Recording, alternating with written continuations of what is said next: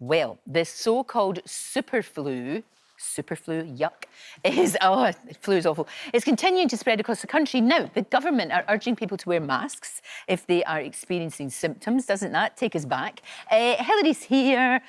Lots of people worried about this because it is, look, every year there's always flu here, but this one is nasty, nasty. It's really bad. It's been an early season, and I think a lot of people are thinking this is going to be the worst flu winter for some years. If you look at what's happened in Australia, in their winter, they've seen the worst flu season on record.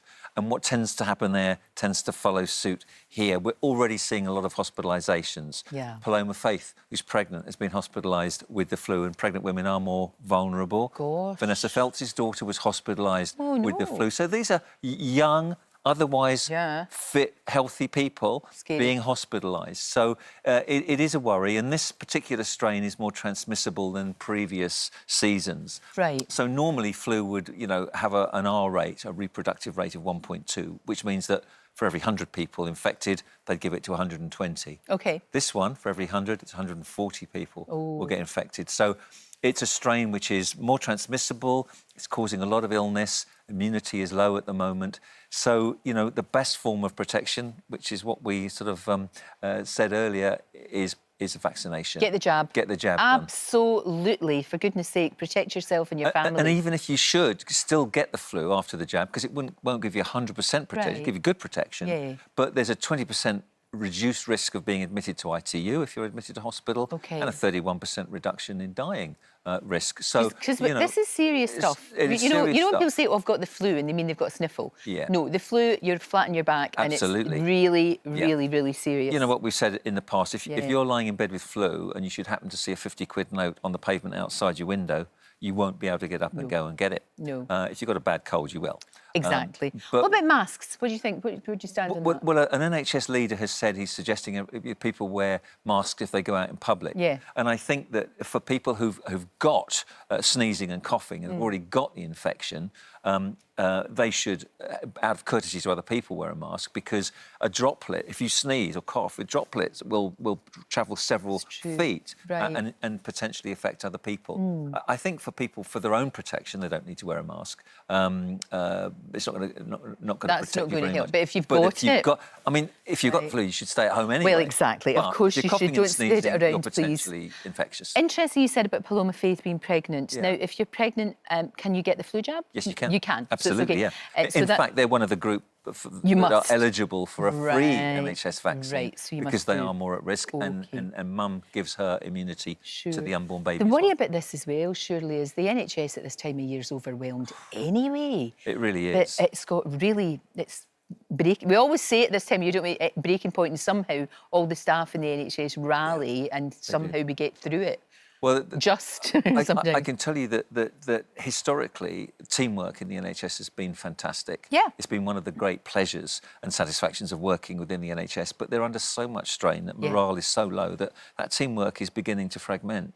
And, they're getting sick as well, of course. You forget that they get sick too. And you've got 1 in 5 patients in A&E departments in corridors. It is really unsatisfactory. This is horrible, isn't it? It's just horrible. Because because you've worked there, you know that you want to do your best for your patients, and it must be it must be in despair when they see 1 in 5, you're saying, it's treated in a corridor. They're using storerooms. They they're using can't do waiting their rooms. best work. It's not fair on anyone. And it's not safe, and it's not at all ideal for patients to be treated like that. And whilst we've got virtual wards now where people are being kept at home and kept in touch with hospital consultants to monitor their progress, but even then you've got almost 100% bed occupancy in most NHS Trust hospitals. There's nowhere for people to go. And with the flu, currently threatening, plus respiratory syncytial virus, plus norovirus, and COVID, it's a real worry. The NHS at this time of year is under particular strain. So please, people, don't call the ambulance unless you need one. Go to 111. Talk to other people first before you go and clog up A&E unnecessarily. Right. Good advice. Really good advice. Before we have to let you go, there's something from Korea, I understand, that can help prevent a hangover? Yes. What's going on here? Because I only ask for a friend. Yes, of course. Absolutely. And I've done the research. And of course, if it's on TikTok, it's got to be true, right? Oh, indeed, of course. So according to this trend at the moment, so it's Korean nashi pear juice, which is meant to be drunk before you go and have some alcohol. Right. And it's meant to metabolise the alcohol quicker. So it's So a you prevention. prepare. Rather. You prepare with the pear. I see what you did there. That's very good. You prepare. I don't know if it works. Well, there's a small It's not going to do you any harm, No, is it's not it? going to do any harm. It's not going to do you any harm. Apparently, it tastes somewhere between a melon and an apple. Oh. But the pure stuff, if you drink the pure stuff, there's a small clinical trial that says it reduces your hangover likelihood by about 20%, which isn't very much. No. But, you know, it's worth a try. Worth a go. Worth a try. The best cure for me, a pint of water before you go to bed, if you can remember. Iron brew. Stops that. Iron brew. Other fizzy drinks are available, allegedly. But iron brew. Pear juice. It's got to do it. Thank you, Hills. Thank you Thanks, so Lorraine. much. Looking for more health and wellness content? Well, there's plenty more really useful information right here on our channel. How about you check out this one?